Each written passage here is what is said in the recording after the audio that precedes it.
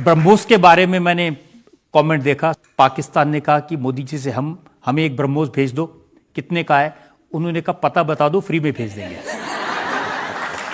नहीं, आपको ध्यान हो जो जैश-ए मोहम्मद का हेडक्वार्टर है जिसका नाम मरकज सुभान अल्लाह था, तो ऐसा मोदी जी ने ब्रह्मोस भेजा कि एक दौर था वहां से बैठ के आतंकी हमले होते थे, दिल्ली, मुंबई, चंडीगढ़, गुवाहाटी, चेन्नई, लखनऊ, फैजाबाद, वाराणसी, जयपुर, सूरत, नागपुर। बताइए कोई ऐसा इलाका था जहां आतंकवादी हमले ना होते हो? आतंकवादी हमले होते थे और मरकज सुभान अल्लाह में बैठ के सुभान अल्लाह बोलते थे। आज मोदी जी ने ऐसा मारा है कि वहां बैठ के या अल्लाह बोलने की नौबत आ गई है। जनता में से एक सवाल ले सकते हैं इसमें। पहलगाम हमले के बाद जब भारत सरकार ने पीओके में आतंकी अड्डे तबाह किए तो राहुल गांधी जी ने कहा था कि हम भारत सरकार का फुल सपोर्ट करेंगे, लेकिन ऐसा क्या हुआ कि बाद में राहुल गांधी पलट गए?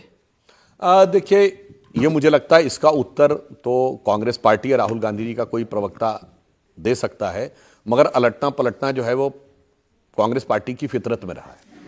और वैसे जिस दौर में उनकी दौरे हुकूमत थी तो फुल सपोर्ट नहीं करना था, केवल सेना जो करने को तैयार थी उस पर शांत रहना था।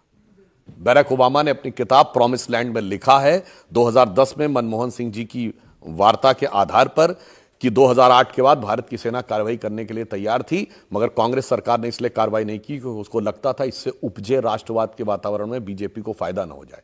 और राहुल गांधी जी तो वह व्यक्ति हैं जिन्होंने 15 जुलाई 2011 को उन्होंने कहा आतंकवाद को तो पूर्ण रूप से रोकना संभव ही नहीं है, it's impossible to stop terrorism at all the times. मगर आप देखिए मोदी जी की सरकार आने के बाद पूरे भारत में जो आतंकवाद होता था, दक्षिण कश्मीर के 4 जिलों तक उसको सीमित करने में सफलता हासिल की है। इसलिए मैं कहना चाहता हूं प्रधानमंत्री मोदी जी के लिए, कांग्रेस पार्टी से विरोध मत करो, अगर सपोर्ट करना है तो पूरी तरह सपोर्ट करो, मेरी हिम्मत को सराहो, मेरे हमराही बनो। मैंने एक शम्मा जलाई है हवाओं के खिलाफ।